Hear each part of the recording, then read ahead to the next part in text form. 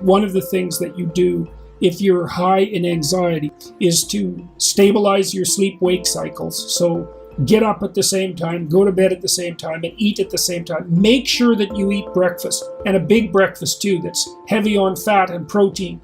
Because if you're hungry and then you stress yourself, especially if you're high in neuroticism, you destabilize your insulin production system, and it won't restabilize till you go to sleep again. So I would say like two things. One is have a big breakfast, and then also if you're feeling particularly anxious, try eating something, not carbohydrates, and see if that helps, because you might be somewhat permanently dysregulated in your stress-related insulin production. That would be worth trying.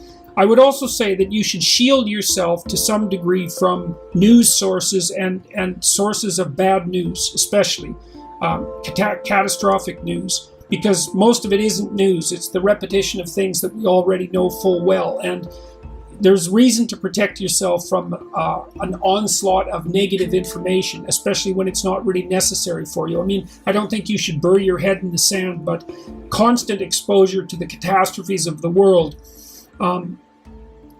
especially when there's nothing that you can do about those catastrophes, even hypothetically, is something that can really destabilize people. I often tell people in my clinical practice, which isn't operating right now, by the way, to shield themselves from news reports, because it's just too much. If you're depressed and anxious, it's just not something that you need. It's not helpful to you.